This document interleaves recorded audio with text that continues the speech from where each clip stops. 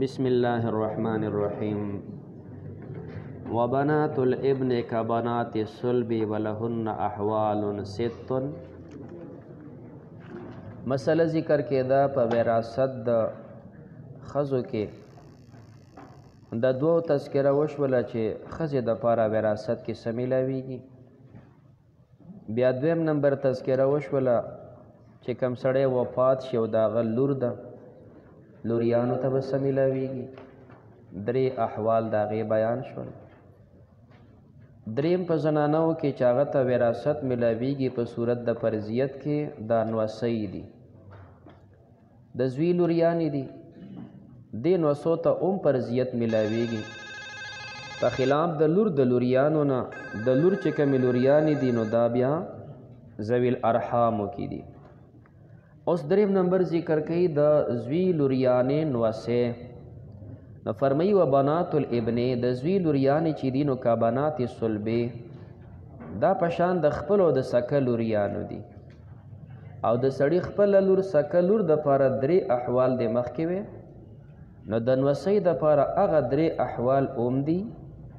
او د دغه دریو احوالو نه علاوه یو درې حالات پسې نور اوم دي.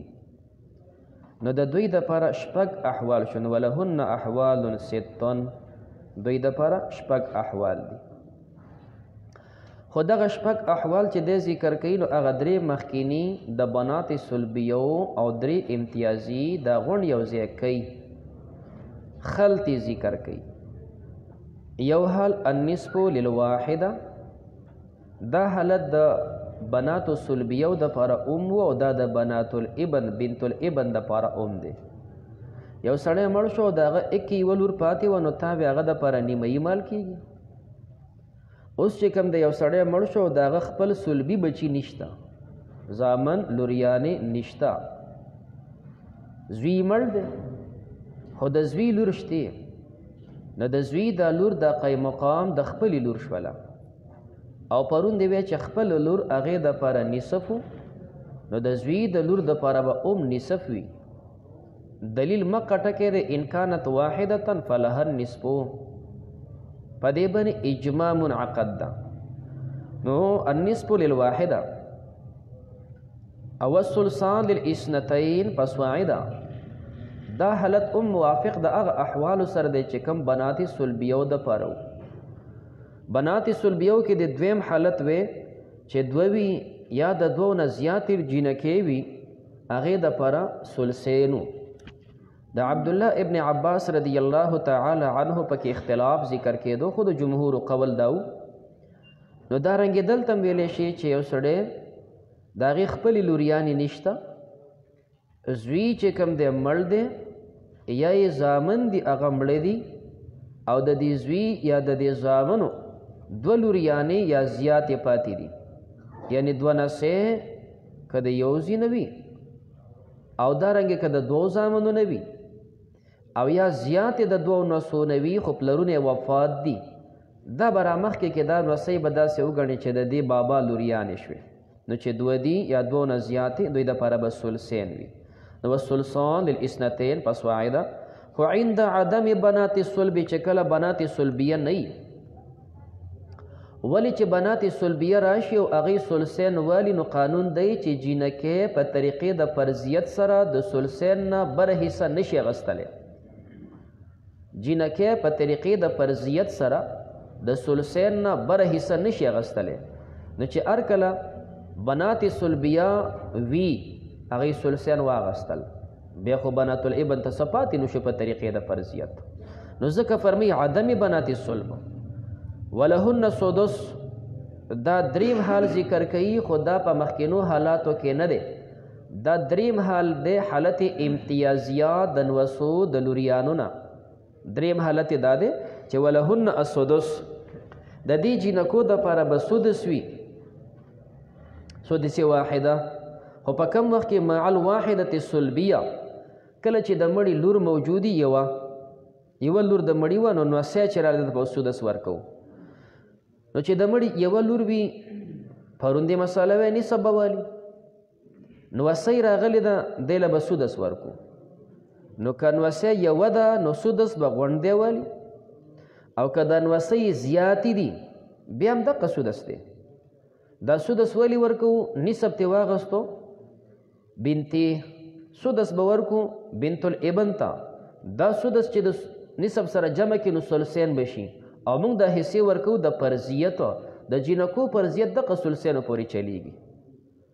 نو دی فرمایي تکملة للثلثین سدس به ورکو دې سره به تکمیله د ثلثینو راشي چې کوم دی به ثلثین پوره شوله دغه فرض و. اخوا ته چې کوم بنت الابن وه هغې واغسته سدس یوه وه نو هم دغه مسله ده. او که دا بنت الابن بنات الابن دي ډېرې لوریانې دي د دې یو زوی دي او که د دوو دي او که د شلو زامنو دي خو دغه مرتبه کې دي نو بیا به دا سدس په دې غونډو باندې تقسیموي. او د دې نه لاندې چې کومې نورې بناتې دي مثال کړوسې دي نو هغه بیا ساقط دي. مسله مخکې نوره ذکر دا یو حال دی د حالاتو امتیازیو د بنات الابن چې هغه سدس دی دپاره د دوی دپاره خو مع الواحدة السلبیه تکملة للثلثین ولا یرثن مع السلبیتین. دا څلورم حالت دی امتیازي د دوی دپاره چې د دوی پسې خاص دی. هغه دا چې لا یرثن دا بنات الابن وراثت نشي اغستی مع السلبیتین چې سلبیتین دوه راشي یا د دوه نه زیاتې راشي.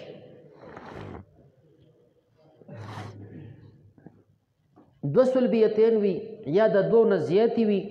نو بیا به بنات الابن ساقط وي. ولې به ساقط وي؟ اوس دې خبره کوله چې د جینکو په طریقې د فرضیت باندې ثلثینو پورې وراثت اغستی شي د دې نه اخوا نشي اغستی. کله چې دوه سلبیې دي یا د دوه نه زیاتې دي نو دوی ثلثین واغستل نو فرضیت هغوی جمع کو. د دې نه اخوا چې کوم نوسۍ رالی بنات الابن هغوی ته فرض څه پاتې نه شو فرض خو دغه ثلثین هغه دی واغستو. نو دا حالت دی ممتازه د دوی دپاره دویم. نو څلورم حالت دی چې دوی به ساقطیږي چې کله سلبیتین راغلی وي او یا ډېرې راغلی وي. پنځم حالت امتیازي دا دی چې د مخکینو سره چې الا ان یکونه مګر دا چې وي بحذائهن د دوی سره برابر هغه رامخکې که غلامون د دوی سره رور راشي. نو چې غلام رور ورسره رالی اوس به د رور په وجه باندې دا جینکې عصبه شي. د رور په وجه به دا عصبه شي لکه څنګه چې دی پرون د بناتو صلب په باره کې وی چې د هغوی سره رور رالی دا بنات صلبیه عصبه وګرځېدې. نو دلته به چې کوم دی بنات الابن سره رور راشي دا به ام عصبه وګرځېږي. لہذا صورت د مسلې سړی مړ شو لورې پاتې شوه نوسۍ پاتې شوه دې خوا یې کړوسۍ ده نو نسب د نوسۍ شو دې خوا سدس د نسب د لور شو او سدس د نوسۍ شو تکملة للثلثین. که چېرې د کړوسۍ سره چې کوم دی رور نشته هیڅ نشته نو او که د دې کړوسۍ سره په مقابل کې کړوسۍ الګ شتې عامه ده چې د دې کړوسۍ سکرور دی عامه ده که د ترزوی دی عامه ده که دا کړوسۍ یوه ده او که ډېرې دي خو الګ ورسره رالی نو دې الګ د وجې نه به اوس دا کړوسۍ غونډې عصبه شي.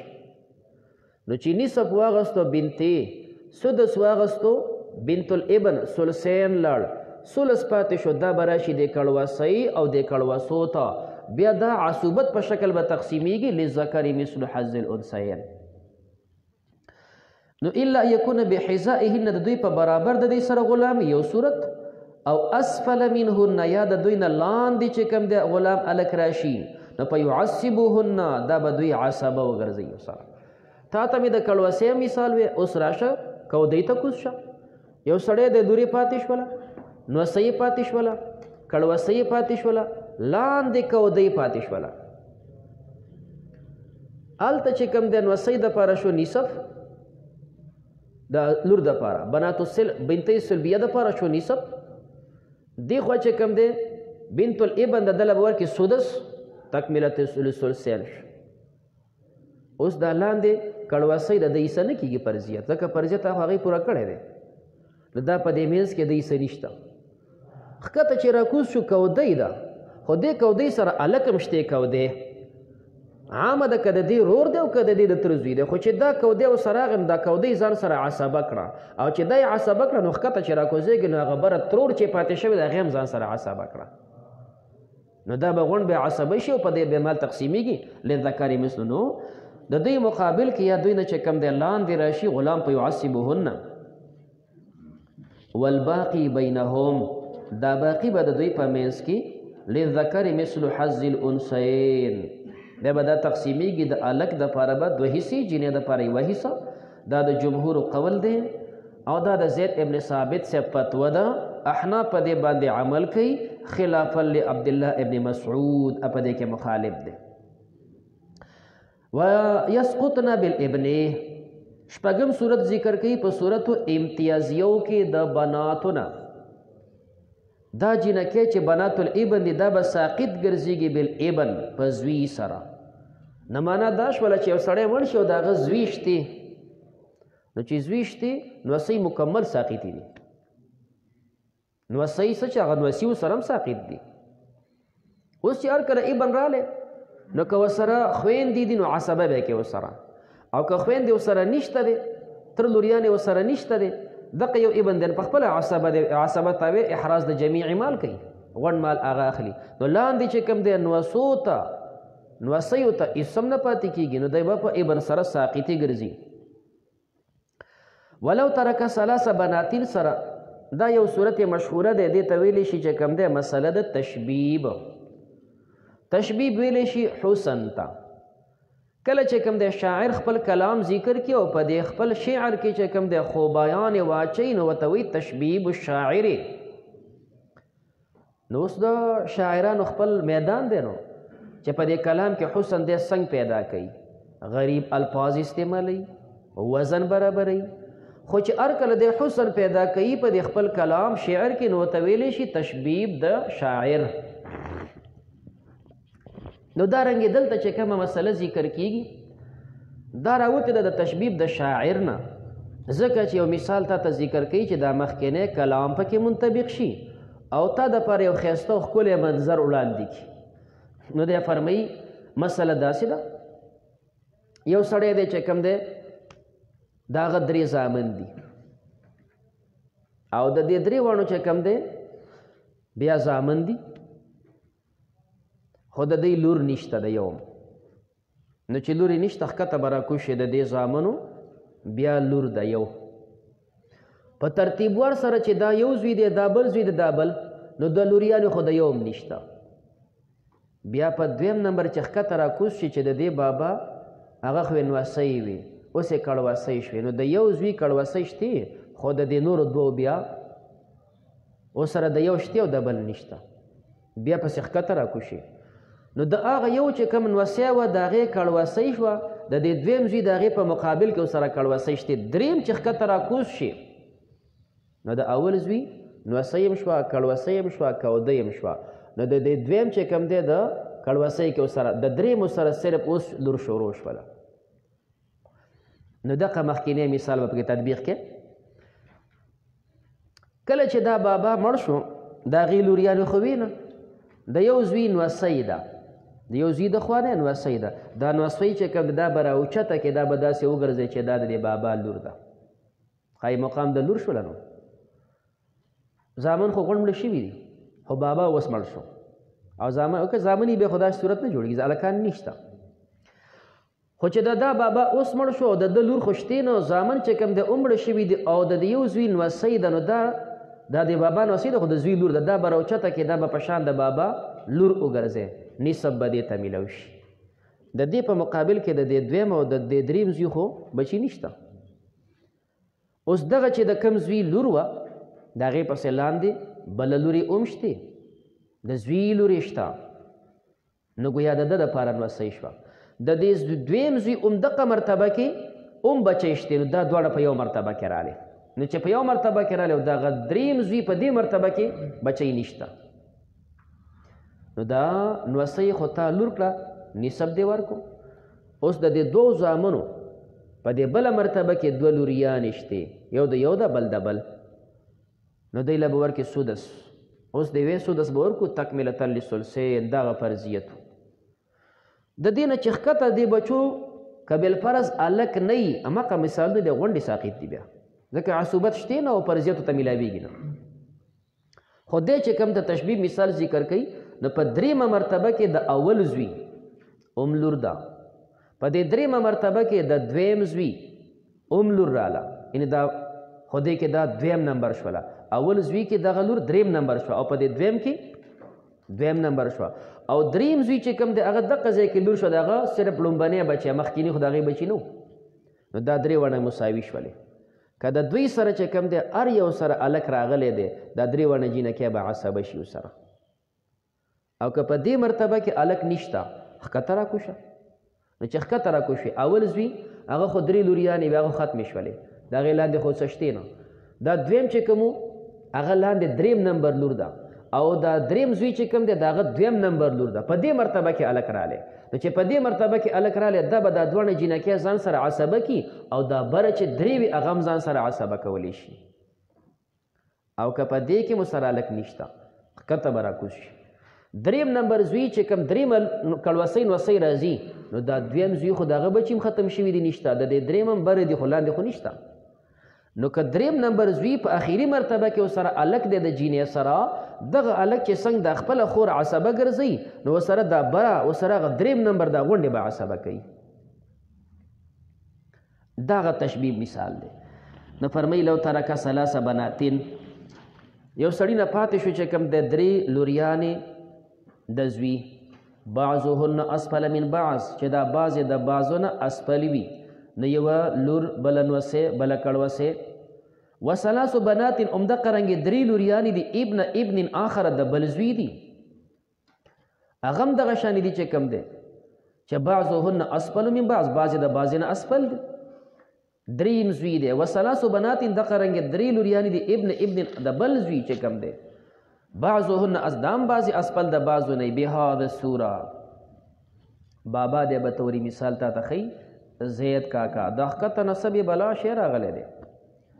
خو زید بابا ته الله عمر ورکړی 400 کاله زندګي و دا دونه کړوسي مړوسي راغلي دی اوس مړ شو نو د زید ستا ښي طرف ته چې کوم دی مثال په طور یو فریق دی مینس کې بل فریق دی ګس طرف ته بل فریق دی نو ښي طرف ته چې وګوري دا یو زوی و نو د بابا په خپله دا درې یعنې زامن شوه ښه پته لګي د بابا لور نشته ښه ځکه پکې د لور مثال نه دی راغلی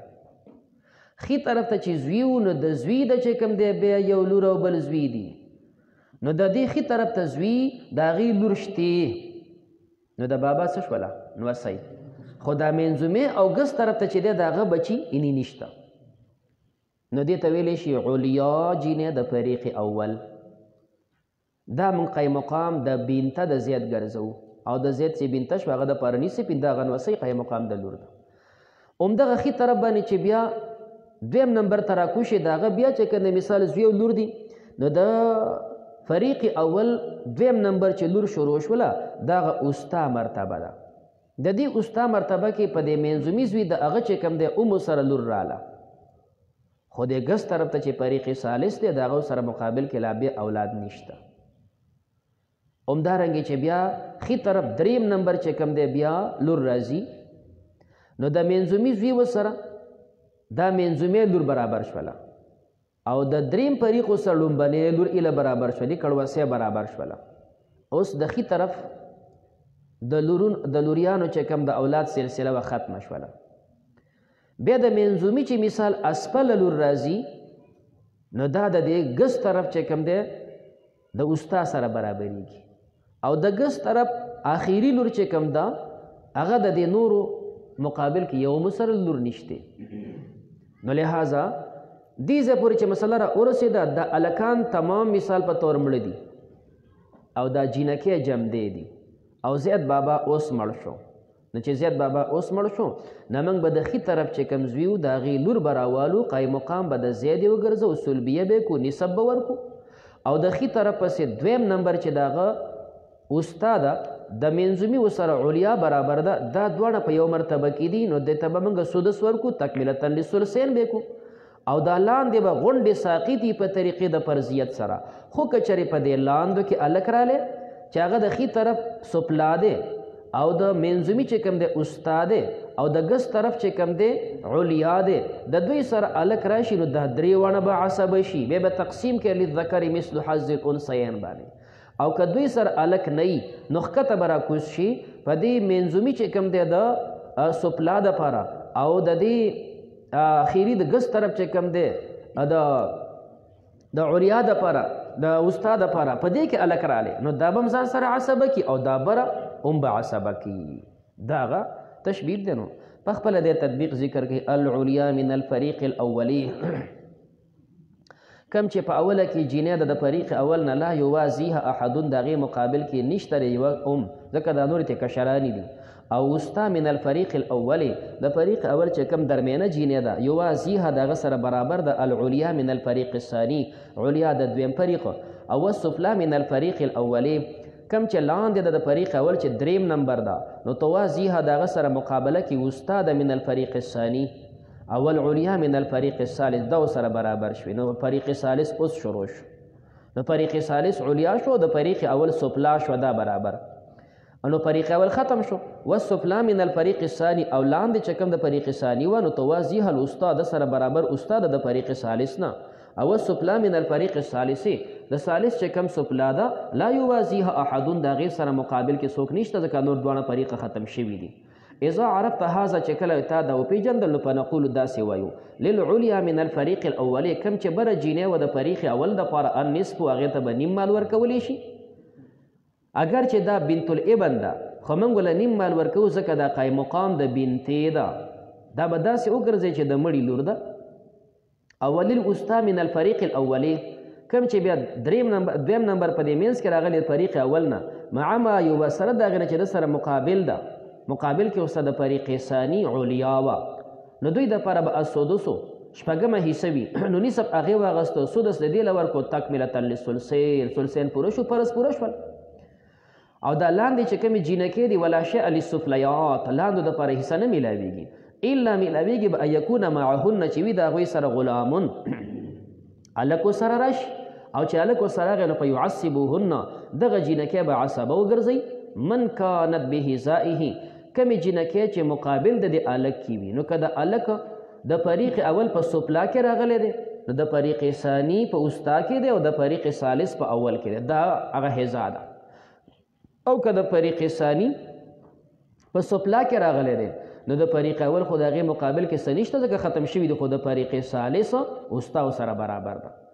نو من کان بحذائه ومن کانت فوقه حکم چې د هغې نه بره دي خو هغه به ځان سره عصبه کوي چې ممن لم تکن ذات سهمن چې د هغې حصه نه وه